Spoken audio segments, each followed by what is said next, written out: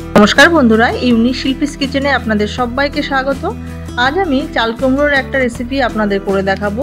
তো সম্পূর্ণ নিরামিষভাবেই রান্নাটি করে দেখাবো।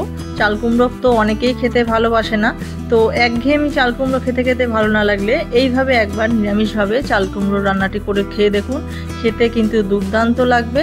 তাহলে আসুন বন্ধুরা, আজকে আমাদের রেসিপিটি কিভাবে করছি দেখে নিন।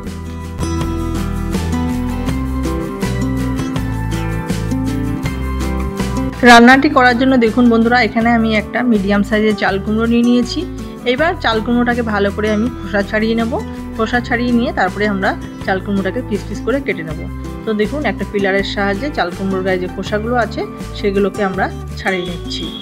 তো বন্ধুরা, আমার ভিডিওটা যদি আপনাদের একটু ভালো লাগে তাহলে একটা লাইক করে, কমেন্ট করে, সাবস্ক্রাইব করে পাশে থাকবেন।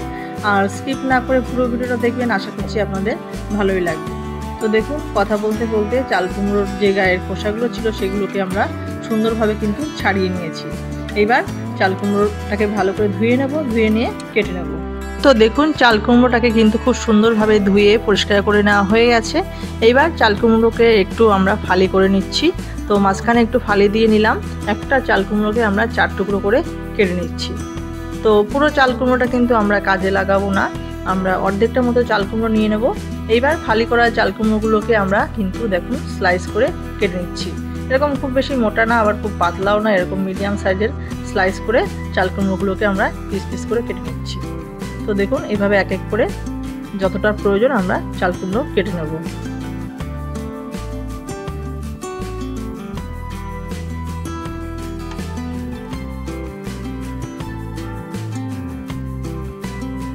তো দেখুন, এরকম সাইজের চাল কুমড়োগুলোকে কিন্তু সুন্দরভাবে কেটে নিয়েছি। এইভাবে আর যতটা প্রয়োজন আমরা চাল কুমড়োগুলোকে কেটে নিচ্ছি। সবকটি চাল কুমড়ো দেখুন আমার সুন্দরভাবে কেটে নেওয়া হয়ে গেছে। তো এতটা চাল কুমড়ো আমি রেখে দিয়েছি, আর ফ্রেশ যে চাল কুমড়োর পিসগুলো আছে সেগুলোকে আমরা নিয়ে নিয়েছি। চাল কুমড়োটাকে ওইদিকে সাইডে রেখে দিলাম। এদিকে দেখুন, আমি 1 কাপ মতো ছোলার ডাল আর হাফ কাপ গোবিন্দভোগ চাল সুন্দর করে ধুয়ে জলে ভিজিয়ে রেখেছিলাম 1 ঘন্টার জন্য। চাল আর ডাল ভালো করে ভিজে গেছে। এবার একটা মিক্সিং বাটিতে এটাকে আমরা পেস্ট করে নেব। তো দেখুন, সব চাল আর ডাল দিয়ে দিয়েছি। এবার 2টো কাঁচা লঙ্কা আর সামান্য একটু জল দিয়ে চাল আর ডালটাকে সুন্দরভাবে পেস্ট করে নিচ্ছি। তো দেখুন বন্ধুরা, সুন্দরভাবে চাল আর ডাল পেস্ট হয়ে গেছে। এবার একটা বাটিতে আমি ট্রান্সফার করে নিচ্ছি। তো আমি এখানে গোবিন্দভোগ চাল দিয়েছি, কারণ রান্নাটিতে খুব সুন্দর একটা সুগন্ধ আসবে আর খেতেও রান্নাটি ভালো লাগবে, তাই আমি গোবিন্দভোগ চাল দিয়েছি। আপনারা চাইলে কিন্তু গোবিন্দভোগ চালের পরিবর্তে চালের গুঁড়ো বা এমনি আতপ চালও দিতে পারেন। এইবার চাল আর ডালের ঘনত্বটাকে একটু পাতলা করার জন্য মিক্সিং বাটি ধোয়া জলও দিয়ে দিলাম, আর দিয়ে দিলাম পরিমাণ মতো লবণ, আর দিয়ে দিলাম সামান্য একটু হলুদ গুঁড়ো দিয়ে ভালো করে ডালের পেস্টটাকে সুন্দরভাবে একটা ব্যাটার তৈরি করে নেব। যেহেতু চাল কুমড়োগুলোকে এর মধ্যে দিয়ে আমরা বড়া বানিয়ে নেব, তাই ব্যাটারটাকে একটু স্মুথ করে নিতে হবে। খুব বেশি ঘন করব না, আবার যে খুব পাতলা হবে তাও না, একটা মিডিয়াম ঘনত্বের ব্যাটার তৈরি করে নিতে হবে। তো দেখুন বন্ধুরা, খুব সুন্দরভাবে কিন্তু আমার ব্যাটারটা রেডি হয়ে গেছে। এরকম ঘনত্বের ব্যাটার তৈরি করে নিতে হবে। তো ব্যাটারটা আমার পুরোপুরি রেডি হয়ে গেছে। এবার এটাকে আমরা সাইড করে রাখছি। এবার একটা কড়াইতে বড়া ভাজার জন্য আমরা পরিমাণ মতো সাদা তেল দিয়ে নিচ্ছি। তেলটা ভালো মতো গরম হয়ে গেলে একটা একটা করে চাল কুমড়ো আমরা ব্যাটারের মধ্যে ভালো করে চুবিয়ে ভালো করে ব্যাটারের সঙ্গে মিশিয়ে এক এক করে তেলের মধ্যে ছেড়ে দেবো। তো দেখুন, চাল কুমড়োর মধ্যে ভালো করে ব্যাটার মাখিয়ে নেওয়া হয়ে গেছে। এবার তেলের মধ্যে ছেড়ে দিয়েছি একটা চাল কুমড়োর ব্যাটার।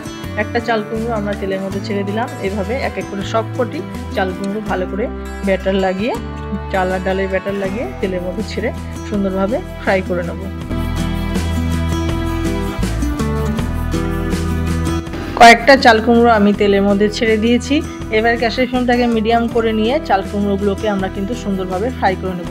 খুব বেশি হাই করে ভাজবো না, কারণ না হলে ওপর দিয়ে পুড়ে যাবে আর ভেতর দিয়ে চাল কুমড়োগুলো কাঁচা থেকে যাবে। তাই মিডিয়াম ফ্লেম করে নিয়ে চাল কুমড়ো বড়াগুলোকে আমরা সুন্দরভাবে ফ্রাই করে নেব। কিছুক্ষণ হয়ে যাওয়ার পর আমরা উল্টে দিয়েছি। উল্টে পাল্টে নাড়াচাড়া করে নিয়ে চাল কুমড়োগুলোকে লালচে করে একটু ফ্রাই করে নেব। তো দেখুন, নাড়াচাড়া করে নিয়ে উল্টে পাল্টে ভেজে নিচ্ছি। তো গ্যাসের ফ্লেমটাকে মিডিয়াম করে নিয়ে বড়াগুলোকে তৈরি করে নিতে হবে। তো দেখুন, চাল কুমড়োগুলো কিন্তু খুব সুন্দরভাবে ফ্রাই হয়ে গেছে, ভেতর দিয়েও নরম হয়ে গেছে আর উপর দিয়ে ক্রিস্পি রয়েছে। তো এইবার চাল কুমড়োগুলোকে আমরা এক এক করে তুলে নিচ্ছি।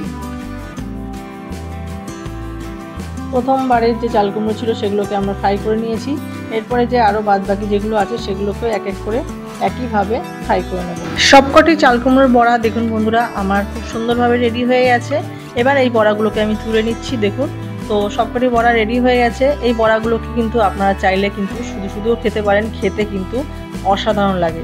তো বড়াগুলোকে এদিকে সাইডে রাখলাম, আর এদিকে আমরা গ্রেভির জন্য দেখুন একটা মশলা বানিয়ে নিচ্ছি। তো এখানে আমি নিয়ে নিয়েছি হাফ চামচ মতো কাজু বাদাম, আর হাফ চামচের থেকে একটু কম চারমগজ নিয়েছি। তো নিরামিষ রান্না যেহেতু চারমগজ আর কাজু বাদাম বাটা দিলে রান্নাটি খেতে কিন্তু অসাধারণ লাগবে। তো এই চারমগজ আর কাজু বাদাম আমরা এটাকে পেস্ট করে নিচ্ছি। আর এদিকে আমরা নিয়ে নিচ্ছি দেখুন একটা মিক্সিং বাটি, মিক্সিং বাটিতে নিয়ে নিচ্ছি একটা মিডিয়াম সাইজের টমেটো, আর নিয়ে নিচ্ছি 2 ইঞ্চি মাপের এক টুকরো আদা ছোট ছোট টুকরো করে কেটে নিয়েছি, আর নিয়েছি 2টো কাঁচা লঙ্কা। তো এটাকেও আমরা সুন্দরভাবে পেস্ট করে নিচ্ছি। তাহলে চলুন, চারমগজ আর কাজু বাদাম পেস্ট হয়ে গেছে, এদিকে টমেটো আদা কাঁচা লঙ্কারও পেস্ট তৈরি হয়ে গেছে। এবার চলুন আমরা গ্রেভিটা তৈরি করে নিই। গ্রেভির জন্য দেখুন আমি কড়াইতে সর্ষের তেল দিয়ে দিচ্ছি। বড়া ভাজার যে তেলটা ছিল সেটাকে তুলে রেখেছি, আমি সর্ষের তেল দিয়ে রান্নাটা করছি। এবার তেলের মধ্যে ফোড়ন দিয়ে দিয়েছি গোটা জিরে আর 2টো তেজপাতা আর 2টো শুকনো লঙ্কা। এবার জিরে তেজপাতা শুকনো লঙ্কা একটু লালচে হয়ে গেলে তারপরে আমরা এর মধ্যে অ্যাড করে দিলাম যে আদা কাঁচা লঙ্কা টমেটোর পেস্ট বানিয়ে রেখেছিলাম। সেই আদা কাঁচা লঙ্কা টমেটো দিয়ে সুন্দরভাবে নাড়াচাড়া করে নিয়ে কষিয়ে নিচ্ছি। তো দেখুন নাড়াচাড়া করে নিয়ে কষিয়ে নিচ্ছি। একটু কষানো হয়ে গেলে তারপরে আমরা এর মধ্যে শুকনো মশলাগুলোকে অ্যাড করব। তো দেখুন বন্ধুরা আদা কাঁচা লঙ্কা টমেটো কিন্তু একটু কষানো হয়ে গেছে।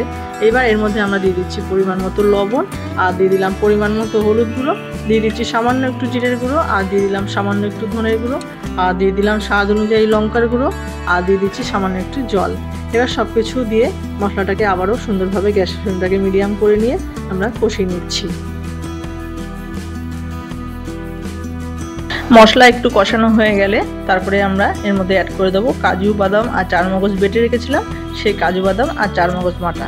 তো দেখুন মশলা সুন্দরভাবে কষানো হয়ে গেছে। এবার কাজু বাদাম আর চারমগজ বাটা মশলার মধ্যে অ্যাড করে দিচ্ছি, দিয়ে তারপরে আবারও একটু সুন্দরভাবে কষিয়ে নেব। একটু নাড়াচাড়া করে নিতে হবে, কাজু বাদাম দেওয়া রয়েছে যেহেতু কড়াইতে লেগে যেতে পারে, তো একটু নাড়াচাড়া করে নিয়ে কষিয়ে নিলাম। তো দেখুন সুন্দরভাবে কষানো হয়ে গেছে, তেল ছেড়ে দিয়েছে মশলা থেকে। এবার স্বাদের ব্যালেন্সের জন্য আমি দিয়ে দিলাম হাফ চামচের থেকে একটু কম চিনি। নিরামিষ রান্না যেহেতু চিনি দিলে রান্নাটি খেতে অসাধারণ লাগবে, আপনারা অবশ্যই চিনি অ্যাড করবেন আপনাদের স্বাদ অনুযায়ী। তো দেখুন মশলা সুন্দরভাবে কষানো হয়ে গেছে। এবার আমরা এর মধ্যে পরিমাণ মতো জল অ্যাড করে দিলাম। রান্নাটি আমরা মাখোমাখোই রাখবো, খুব বেশি আমরা ঝোল দেব না, তবে ঝোলটা অবশ্যই আপনারা দেখে দেবেন, কারণ চাল কুমড়োর বড়ার মধ্যে যেহেতু চাল আর ডাল দিয়ে তৈরি করেছি, তাই চাল কুমড়োর বড়া ঝোলের মধ্যে দেওয়ার পর কিন্তু ঝোল অনেকটাই টেনে নেবে। তো সেই বুঝেই আপনারা জলটা দেবেন, কতটা গ্রেভি পছন্দ করবেন সেই অনুযায়ী।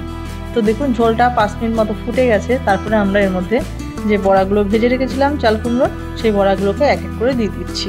চাল কুমড়োর বড়াগুলোকে ঝোলে দেওয়ার পর কিন্তু বেশিক্ষণ আমরা ফোটাবো না, বেশি ফোটালে বড়াগুলো একদম নেতিয়ে যাবে, খেতে ভালো লাগবে না।